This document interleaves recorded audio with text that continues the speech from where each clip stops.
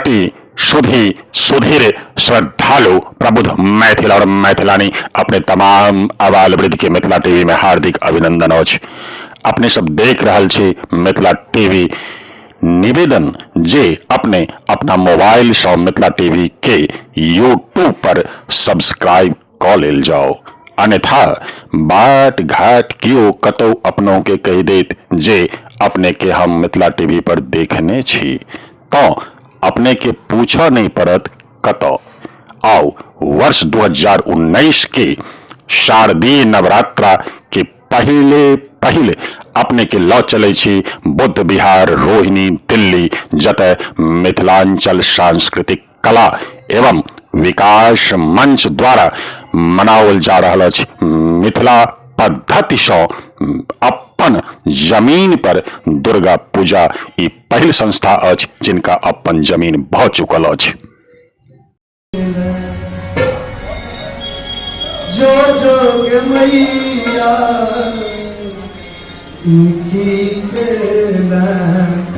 हमरा बना मैया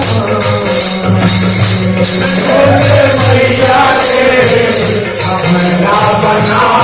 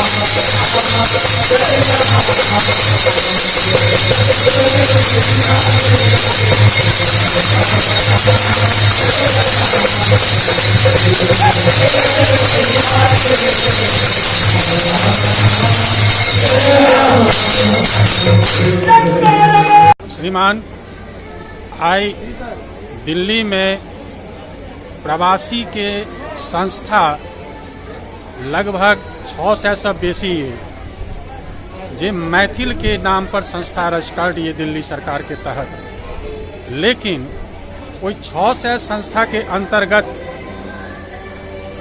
हमरा जानकारी के मुताबिक पहिल संस्था आई हमरा भेटल जे अपना शहर जमीन पर ठाढ़ भ क दुर्गा के मिथिला से आवाहन क क पूजा कर रहल छी, तकर खुशी आई अपने के कतेक भ रहल?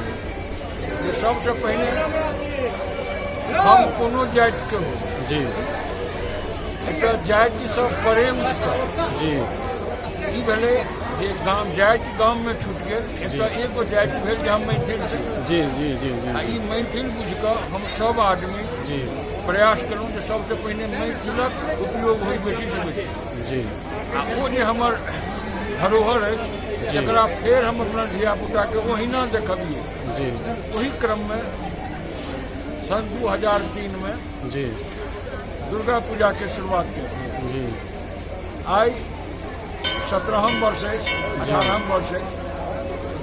18 वर्ष में भगवती के परम अनुकंपा जे बुढ़िया के अपन जगह भ गेले, जी, जगह भ गेले, 3 मंजिल बन गेले, भवन भेले, मंदिर नाम नहीं रखलिए, भवन रखलिए। जी, जगह छोट से एठाम और काज भ सके छे, जेमे पहिल तल पर लाइब्रेरी, दोसर तल में सामाजिक कार्य के लिए जी, भोज भात, उपनयन, विवाह एहि सब के लिए।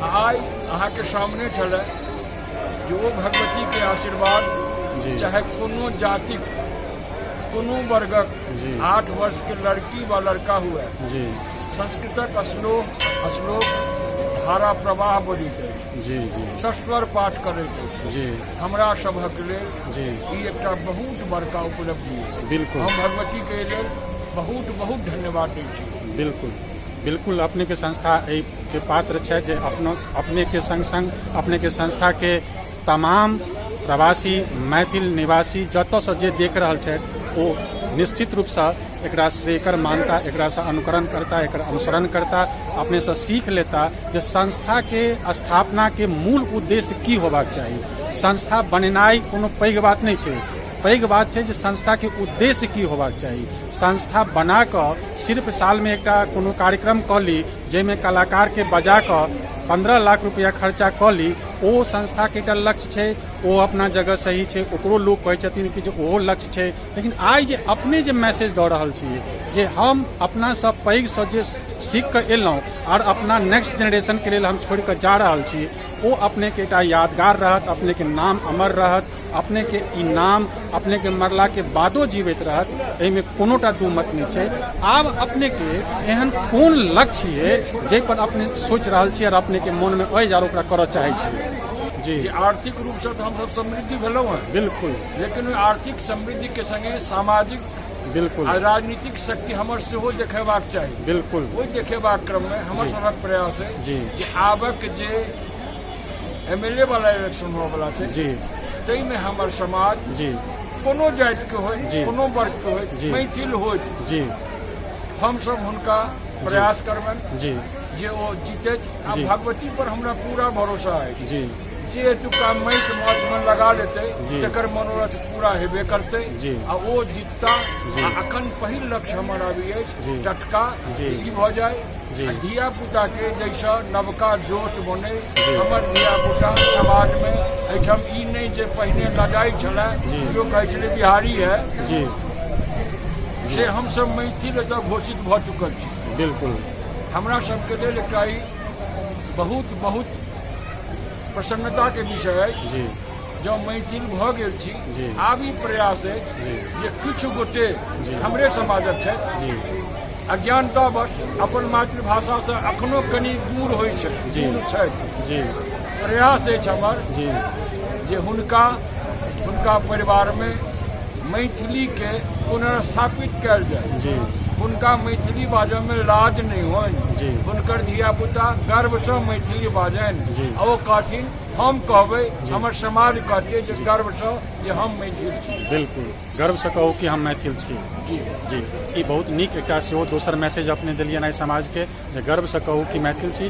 तऽ आब श्रीमान एकटा बात अपने एखन कहलिए जे हमरा आब राजनीति में सेहो हमर हिस्सेदारी होबेनाइ आवश्यकता बुझना जा रहल है। तऽ राजनीतिक दल जे है ओ तऽ आब अपने के जखन टिकट देत तखन ई निर्णय करबै अपने जे हम अपना दल जे दल हमरा टिकट देलक है, हमरा प्रतिनिधि के टिकट देलक है, हम ओकरा जीतेबै। तऽ एहिमे एहन कोनो आधार छै जे कोनो दल विशेष के हम मैथिल समर्थन करथिन या ओ जे दल जतऽ से मैथिल के टिकट देथिन हुनका समर्थन देल जाय?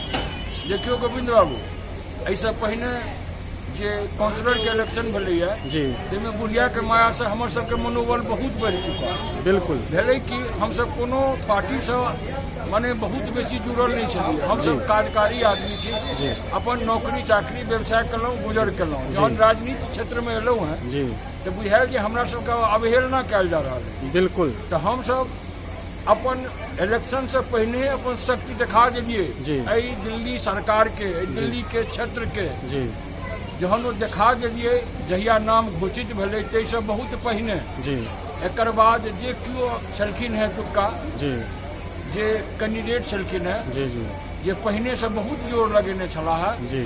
हमर समाजक प्रयास जी जाहिमे संपूर्ण रोहिणी सेक्टर 3, सेक्टर 1, सेक्टर 15, जी विजय विहार, बुद्ध विहार फेज 1, बुद्ध विहार फेज 2, जी समस्त सबटा लोक मिलजुल कऽ अपन शक्ति एक बेरा पूरा देखा देलखिन। बिल्कुल।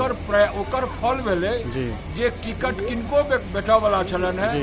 अंतिम काल में आम आदमी आबि कऽ हमरा सबके टिकट जी दऽ देला। बिल्कुल ओहि टिकट पर में हमसब एतेक बीजेपी के प्रचंड लहर छलैया दिल्ली में, बिल्कुल ओहू में हमर जे कैंडिडेट छै से जितला। बिल्कुल आब अखन अपने कहलहुँ जे कोनो पार्टी देत टिकट बा नहीं देत, जी कोनो न कोनो पार्टी के आब टिकट देबऽ काल में 100 बेर सोचऽ पड़तै बिल्कुल। जे हम एहि समाज के बिल्कुल बहिष्कार कऽ कऽ छाँटि कऽ बिल्कुल। काट कऽ कऽ चलि नहीं सकै छी, बिल्कुल जीत नहीं सकै छी। बिल्कुल क्या तो समाज में ओहुना हमर आब एहि क्षेत्र में आधा हिस्सेदारी हमर है। बिल्कुल 2 गो सीट हमर मैथिल के छनि, बिल्कुल बाकी रह गेलै 2 गो, बिल्कुल। ओहू पर में हम भारी छी। बिल्कुल हमर तो पहिने प्रयास अछि जी जे कोनो पार्टी वाला हो हमरा समाज के टिकट देथिन, बिल्कुल तकर बाद हम सब देखबनि जी जो ओहिमे से के प्रबुद्ध छथि, अच्छा अच्छा के हमरा सबके समाज के बेहतर काज कऽ सकै छथि, बिल्कुल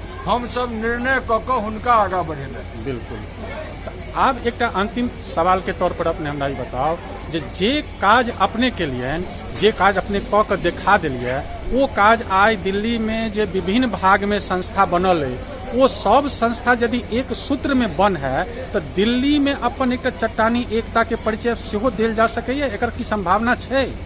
देखियो, हमरा अहाँके पहिने से कहल गेलै है जे मैथिल थोड़े बेसी स्वाभिमानी होइ छै जी, ओ बहुत बेसी अपन अहम के त्याग नहीं करऽ जानै छै जी। तकर बादो हमरा अगल बगल में रोहिणी में जन प्रेरणा मंच जी बिहार लोक चेतना मंच जी और एक तरह कतेक क्षेत्र संस्था जे भी ओहि समय में हमरा सबसे संपर्क करे छै जी। आ हम सब मिलिए जुल के कोनो निर्णय लै छी। बिल्कुल आ आबो वाला समय में जी। हम अपन एहि जे विभिन्न संस्था के पदाधिकारी छै जी अहाँ के माध्यम से हुनका हम कहऽ चाहबै जी जे ढकोसलाबाजी में विशेष नहीं जाए, जी सबसे पहले अपन आधार के मजबूत करी। जी।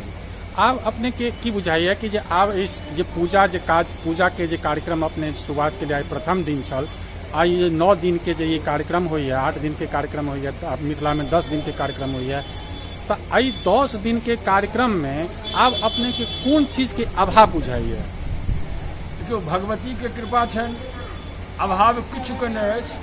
अभाव एकेटा है जे अखन हमर बुढ़िया के मंदिर जे है से गली में पड़ि रहल है। बिल्कुल हम अहूँ के माध्यम से बिल्कुल आ संपूर्ण समाज के माध्यम से बुढ़िया के दरबार में हाजिरी दै छियै बिल्कुल। जे एकर मुँह कनि घुमि जाए। अच्छा अच्छा हाँ हाँ आइ जे लोक अबै छै तिनका ठाढ़ होमो के जगह नहीं भेटै छै। बिल्कुल महिला के बच्चा के बिल्कुल। पैसा में ठाढ़ होए में दिक्कत होइ छै। बिल्कुल। तऽ ई अछि बुढ़िया से जी आराधना करे छियनि, प्रार्थना करे छियनि जे एहि के लिए कनि ध्यान देतू जे बुढ़िया के लिए हुनका जे सेवा में लोग लगभग 5000 खोइच भरनाइ अबै छथिन संपूर्ण दिल्ली के विभिन्न क्षेत्र से। बिल्कुल बिल्कुल हुनका सबके जब सुविधा होइ छै बिल्कुल। तऽ कतौ न कतौ कष्ट होइए।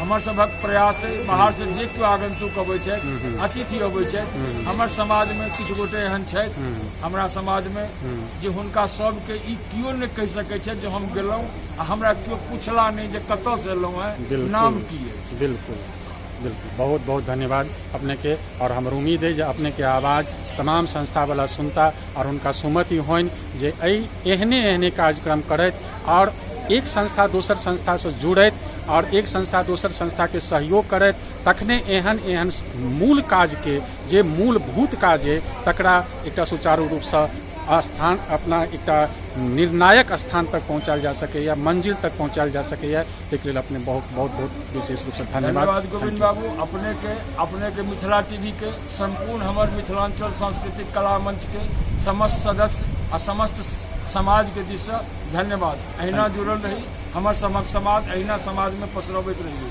धन्यवाद।